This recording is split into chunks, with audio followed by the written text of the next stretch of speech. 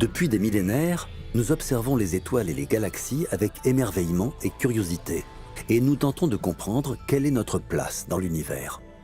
Les dernières technologies nous permettent de voir plus loin dans le temps et l'espace, pour obtenir des résultats toujours plus détaillés.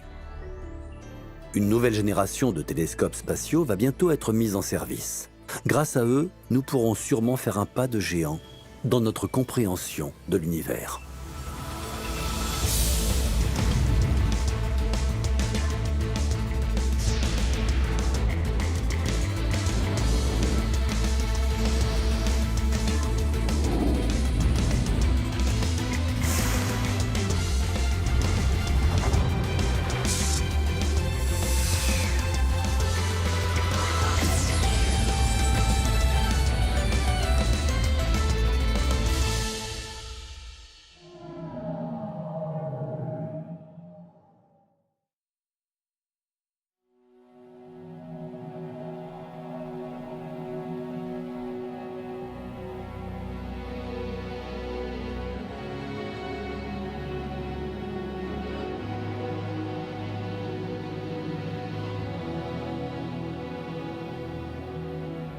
Depuis son lancement en 2013, l'observatoire Gaïa de l'ESA scrute notre galaxie et nous a permis de constituer la carte multidimensionnelle la plus précise et la plus complète qu'on possède de la Voie lactée. Le dernier catalogue de données Gaïa vient d'être publié. Il contient des informations supplémentaires toujours plus précises sur près de 2 milliards d'étoiles et d'objets présents dans notre système solaire, ainsi qu'en dehors de notre galaxie.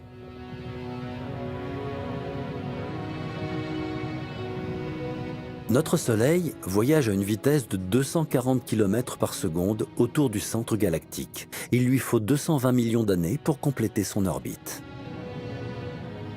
Le catalogue de données Gaïa inclut des informations sur la position des étoiles, leur distance et leur déplacement à travers le ciel, mais aussi des mesures sur la couleur et la vitesse radiale de 33 millions d'étoiles au sein de la Voie lactée. Grâce à ces informations, les astronomes ont pu établir la carte multidimensionnelle la plus précise et la plus complète de notre proche environnement galactique. Elles ont également permis d'obtenir le plus grand recensement jamais effectué des étoiles binaires de la Voie lactée, des données essentielles pour comprendre l'évolution des étoiles. C'est à l'Observatoire de Paris, basé à Meudon, que les scientifiques du consortium de traitement et d'analyse des données Gaïa, qui regroupe 400 experts originaires de 20 pays différents, étudient les informations et les mesures récoltées par le satellite dans le but de créer le catalogue de données officiel. L'Observatoire Gaïa joue un rôle majeur dans tous les domaines de l'astronomie. Le catalogue de données que nous mettons au point contient une quantité immense d'informations et fournit une base de travail pour les astronomes du monde entier. Et ce sera encore le cas pour de nombreuses années à venir. Chaque nouvelle publication du catalogue apporte de nouvelles précisions aux informations que nous possédons déjà sur les étoiles, les corps célestes de notre système solaire et bien d'autres galaxies. C'est la vision la plus détaillée que nous possédons de notre galaxie. Gaïa est un satellite incroyable qui permet d'observer l'espace et de récolter et mesurer des données issues d'1,8 milliard d'étoiles. Il étudie ce qui est proche de nous, évidemment, comme les astéroïdes, mais il peut également observer des quasars très lointains. Gaïa est capable de nous renseigner sur la distance, les paramètres astrophysiques et bien d'autres caractéristiques de chacune de ces 1,8 milliard d'étoiles. Il peut établir une carte d'identité très détaillée de chacun de ces astres. Jusqu'à présent, Gaïa nous a déjà fourni énormément d'informations sur les étoiles. Mais maintenant, il va passer d'un instrument d'astrométrie qui se concentrait sur l'étude de la position et des déplacements des étoiles à un instrument d'astrophysique qui pourra nous en apprendre davantage sur les caractéristiques et les paramètres astrophysiques d'un demi-milliard d'étoiles. Il est capable de repérer de nombreuses étoiles encore viables, de les classer et, bien entendu, de déterminer si leur position varie au fil du temps. De ce fait, il nous permet de trouver des étoiles binaires en mouvement dans la voûte céleste grâce à des instruments de spectrographie. Pour cette nouvelle édition du catalogue, nous avons intégré des mesures inédites. La luminosité des étoiles dans leur partie visible du spectre, leur vitesse de rotation, les différents paramètres de leur atmosphère et leur composition chimique. Le spectromètre de vitesse radiale de Gaïa nous permet également d'obtenir des informations sur le milieu interstellaire, c'est-à-dire la matière qui est présente en abondance entre les étoiles.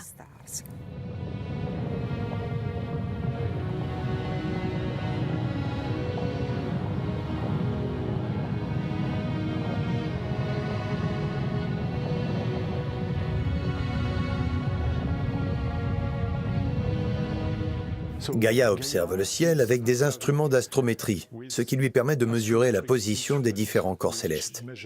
À partir de sa position angulaire dans le ciel, il peut calculer le mouvement propre d'un objet, c'est-à-dire sa dérivée par rapport au temps. Tout ça, c'est ce qui relève du domaine de l'astrométrie. Mais Gaïa est également capable de mesurer la luminosité ou le rayonnement lumineux de ces objets, ainsi que leur spectrophotométrie, autrement dit l'énergie transportée par le rayonnement. À l'aide de ces données, Gaïa peut déduire la couleur de l'objet en question, mais aussi toute une série de paramètres astrophysiques, comme la température de surface, la force de gravité, etc.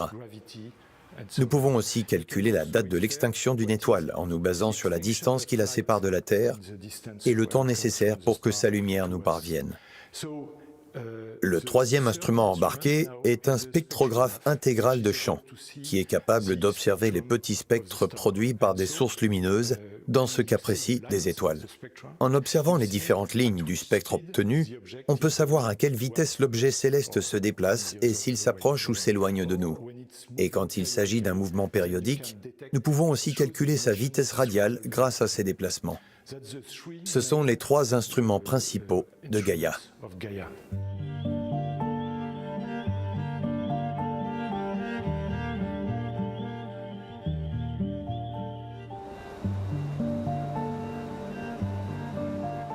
Avant l'avènement de Gaïa, nous pouvions compter sur le vénérable télescope spatial Hubble. Aujourd'hui encore, c'est une ressource essentielle pour la cosmologie.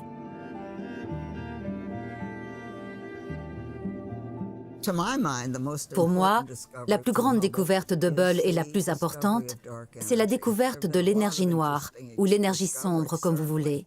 Évidemment, il a permis un grand nombre d'autres avancées. Rien que le fait d'apprendre qu'il y avait des milliards et des milliards de galaxies. On ne savait pas qu'il y en avait autant. Le travail que Hubble a accompli sur les exoplanètes est également très intéressant. Ce télescope a engendré une telle variété de résultats et de nouveaux travaux qu'il est difficile de n'en choisir qu'un. Mais je trouve que l'énergie noire est une découverte incroyable, surtout à cause de ce qu'elle implique. On a toujours pensé que l'espace allait se contracter à cause de la force de gravité. On savait qu'il était en expansion, mais on pensait que cette expansion allait ralentir au fil du temps, alors qu'en fait, c'est tout le contraire. L'expansion de l'univers s'accélère. Et personnellement, je trouve ça absolument fascinant. Le télescope spatial Hubble fonctionne remarquablement bien et il est extrêmement efficace d'un point de vue scientifique. Les experts l'utilisent pour enquêter sur les grands mystères encore non résolus de notre univers. Parmi eux, il y a l'énergie noire. C'est le nom qu'on a collé sur un phénomène révélé par le travail combiné d'Hubble et d'autres télescopes. Nous avons découvert que l'expansion de l'univers s'est accélérée depuis quelques milliards d'années. On ne sait pas encore à quoi c'est dû exactement, mais il existe une sorte de force répulsive qu'on ne comprendra peut-être jamais, ou qui se base sur des lois de la physique qu'on ne découvrira peut-être jamais. Quoi qu'il en soit, Hubble et d'autres télescopes terrestres nous ont permis de déterminer que la phase d'expansion de l'univers est en accélération et que c'est en partie dû à une force qu'on appelle aujourd'hui l'énergie noire. Sans ce télescope, nous n'aurions jamais pu détecter cette force. Et c'est maintenant une découverte qui a remporté le prix Nobel. Cette force explique pourquoi l'expansion de l'univers semble s'accélérer alors qu'elle semblait au départ ralentir à cause de la gravité. Mais est-ce que c'est aussi simple que ça? Est-ce qu'il existe une autre force en jeu? Est-ce que l'énergie noire évolue au fil du temps? Hubble nous aide à apporter des précisions sur ce taux d'expansion, cette vitesse d'expansion de l'univers. Nous, on essaye de comparer ces résultats avec ce qu'on a pu déduire des mesures effectuées par d'autres télescopes. Pour l'instant, on remarque certains écarts entre ce qu'on attendait et les mesures actuelles qu'on a obtenues grâce à ces instruments. C'est pour ça qu'Hubble est très important. C'est un outil sophistiqué qui nous aide à comprendre ou à ouvrir le champ des possibles dans la compréhension des mystères de l'univers.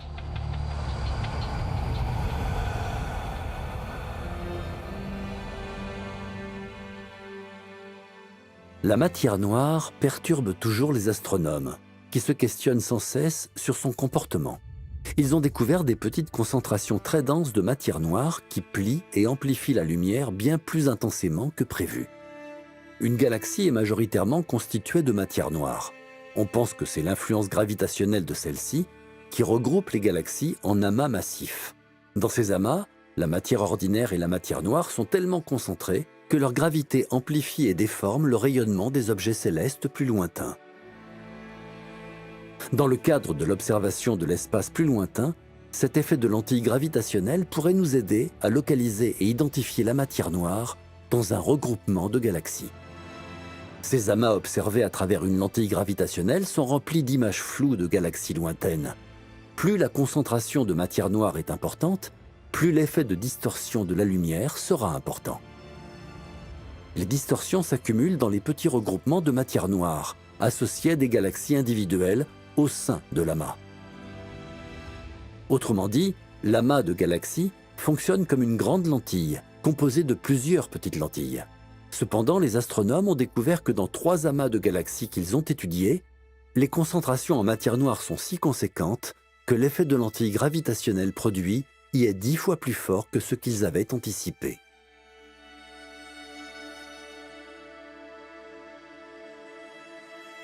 Avec un lancement prévu en 2023, la mission Euclide de l'ESA compte étudier cette matière noire ainsi que l'énergie noire et l'expansion de l'univers de façon encore plus détaillée. Euclide va photographier avec une précision inégalée des milliards de galaxies situées à 10 milliards d'années-lumière de la Terre. Ces clichés vont permettre aux astronomes d'améliorer leurs connaissances sur l'expansion de l'univers et sur la croissance des structures cosmiques. Euclide est une mission de cosmologie. Elle va nous aider à en apprendre davantage sur la géométrie et la nature de la matière noire et de l'énergie noire. C'est sa principale caractéristique. Ce télescope va scanner le ciel avec un taux de précision encore inédit. Aucun autre engin spatial n'a jamais atteint de telles performances. Donc, cette mission nous fournira des informations supplémentaires sur notre histoire, sur l'expansion de l'univers et son rôle dans la structure cosmique. En effet, il nous reste tant de choses à apprendre sur ces sujets. Euclide embarque un système anastigmatique à 3 miroirs. Le miroir primaire d'1,20 m de diamètre couvrira un champ optique plus grand. Ces 2 imageurs fonctionneront dans le domaine du visible, mais aussi du proche infrarouge, avec des applications en spectroscopie et photométrie. Aujourd'hui, c'est un jour très important, parce que c'est le début d'une nouvelle phase du projet. Pour l'instant, les 2 parties que vous voyez derrière moi, la partie supérieure, qui est la charge utile du vaisseau, et la partie inférieure, qui est la plateforme, ont été développées et testées séparément. Aujourd'hui, on doit assembler ces 2 parties et passer à l'étape suivante. Les 2 grands composants du vaisseau spatial Euclide ne formeront désormais qu'une seule entité, et cela facilitera grandement la suite du projet.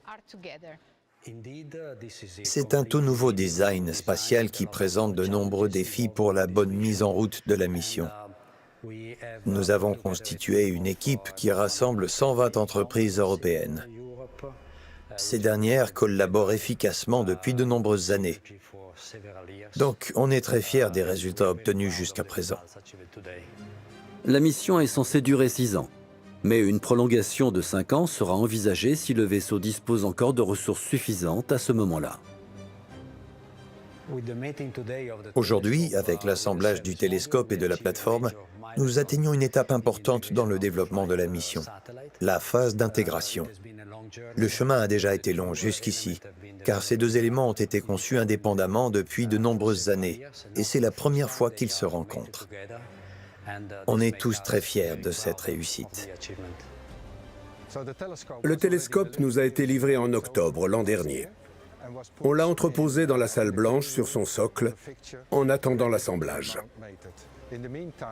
Pendant ce temps, nous avons terminé le travail restant sur les autres parties du satellite que vous pouvez voir derrière moi.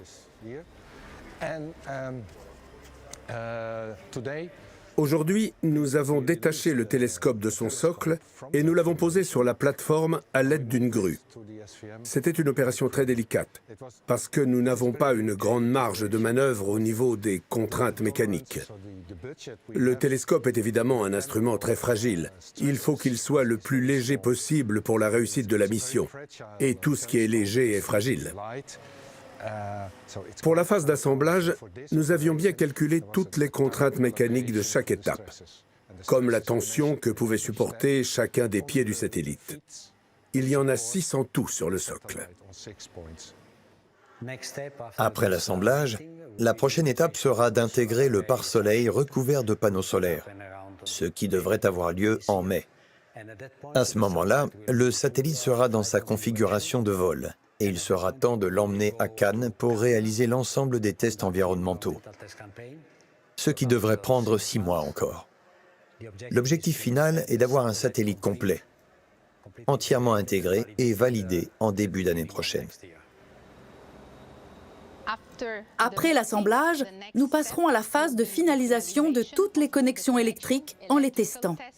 Puis, nous ajouterons le pare-soleil à l'avant du télescope, ainsi que les panneaux solaires. Et après ça, il ne restera plus que l'antenne grand gain. Ensuite, la campagne de test pourra commencer à Cannes. L'intégralité du vaisseau spatial passera les tests d'environnement en conditions. Et si tout va bien, il sera ensuite prêt à être envoyé au Pérou pour la campagne de lancement. Un autre lancement est prévu à cette période, la mission Sphère X de la NASA. Elle a pour but d'observer des centaines de millions de galaxies proches et lointaines, certaines si lointaines que leur rayonnement a mis 10 milliards d'années à nous parvenir. Elle partira aussi à la recherche d'eau et de molécules organiques dans la Voie lactée. SphereX, c'est la mission la plus récente de la NASA dans le domaine astrophysique. C'est un petit télescope, mais il est capable d'effectuer des travaux de spectroscopie n'importe où. Grâce à SphereX, nous allons pouvoir scanner l'intégralité de la sphère céleste et récolter des données qui nous aideront à répondre à 3 questions fondamentales. Cette mission va nous en apprendre davantage sur l'origine de l'univers, sur la naissance et la formation des galaxies, et sur l'abondance de molécules essentielles à la vie, comme l'eau, dans les premières phases de formation des étoiles et des planètes. Ce qui est génial avec SphereX, c'est qu'on va pouvoir observer l'intégralité du ciel à 4 reprises. Mais surtout, qu'on va pouvoir le voir en 96 bandes de couleurs du proche infrarouge. Et ça n'avait jamais été réalisé. D'après nos connaissances scientifiques et notre compréhension actuelle de l'univers, nous pensons qu'au tout début, et je vous parle d'une petite fraction de seconde, bien moins qu'une nanoseconde, l'univers semble avoir subi une expansion très rapide que nous appelons inflation cosmique. C'est une idée que nous souhaiterions fortement tester, afin de la confirmer ou non. Une des façons de l'étudier est de vérifier comment la matière est répartie dans l'univers. Pour cela, il faudrait recenser des centaines de millions de galaxies en 3 dimensions. En plus de cartographier toutes ces galaxies, SphereX, qui va couvrir l'intégralité du ciel, pourra mesurer ces galaxies dans un champ visuel très large. Nous pourrons couvrir les distances nécessaires et remonter le plus loin possible jusqu'aux âges primitifs de l'univers. Nous savons qu'il existe environ 100 milliards de galaxies dans l'univers, peut-être même plus. Mais nous ne savons toujours pas exactement comment ces galaxies se sont formées. Est-ce qu'elles sont toutes nées en même temps? Est-ce que leur taille, leur luminosité ou leur rayonnement ont évolué au fil du temps? L'objectif de SphereX est avant tout de comprendre l'histoire de ces galaxies. Comment se sont-elles formées et comment ont-elles évolué au fil du temps cosmique? C'est une information cruciale pour la communauté scientifique. Parce que ça va nous permettre de faire le tri dans les différentes théories que nous avons développées jusqu'ici sur la formation et la croissance des galaxies. SpherX pourra également identifier des cibles d'intérêt pour des études plus précises à l'aide du télescope James Webb et du futur télescope spatial Nancy Grace Roman. Ce dernier devrait être lancé dans les prochaines années à bord d'un Falcon Heavy de SpaceX. Il prendra des clichés qu'aucun autre satellite n'est capable de prendre. Il possédera la même résolution d'image que Hubble, mais grâce aux 30 années d'avancées technologiques dont il aura bénéficié, il couvrira une zone 100 fois plus large. En plus de ça, le télescope Roman pourra observer le ciel en utilisant des longueurs d'onde bien spécifiques de l'infrarouge. Il permettra aux scientifiques de voir à travers la poussière cosmique pour y déceler des étoiles cachées et observer l'évolution des galaxies depuis 10 milliards d'années.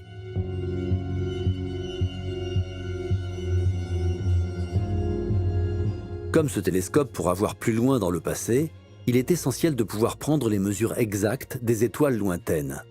Une petite galaxie proche de nous peut sembler similaire à une grande galaxie plus lointaine.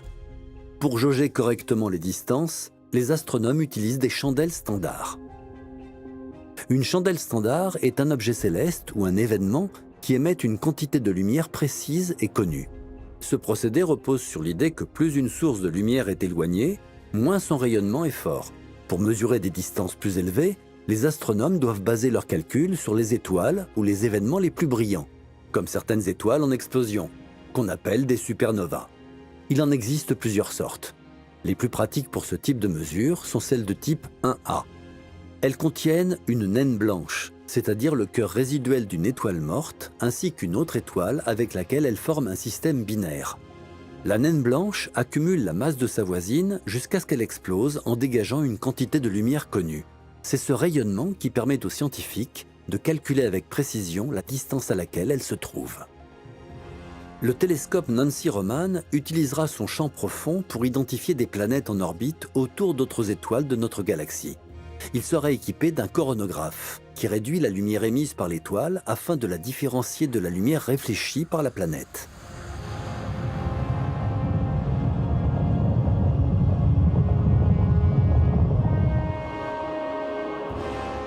Ce coronographe ne bloquera pas complètement la lumière de l'étoile. Il est composé d'une série de disques avec différents motifs qui serviront à bloquer certains rayons jusqu'à créer une interférence destructive. La lumière de l'étoile disparaîtra momentanément afin de ne laisser passer que la lumière renvoyée par les planètes. Un facteur vient compliquer l'opération. La lumière subit quelques distorsions quand elle est réfléchie par les miroirs du télescope. Et ces distorsions peuvent réduire les effets de l'interférence destructive. Une plus grande quantité de lumière améliore la qualité du signal, mais les planètes sont dissimulées derrière des résidus de lumière stellaire distordus.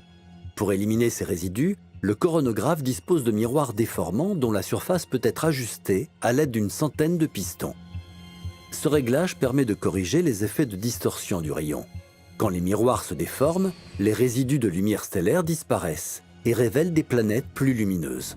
Des logiciels sophistiqués analysent ensuite ces données et permettent d'accentuer le contraste et la clarté de l'image obtenue. Cette méthode permet de rendre visibles des objets célestes 1 milliard de fois moins lumineux que leur étoile. Ça signifie que le télescope Nancy Roman nous offrira les premières images de planètes individuelles issues de systèmes stellaires similaires aux nôtres. Un autre objectif sera de chercher les empreintes et les signatures de la matière noire et de l'énergie noire dans les lointains confins de l'univers. Grâce à une profondeur et une largeur de champ jamais atteintes, ce télescope ouvrira une nouvelle ère dans l'observation et la compréhension de notre univers.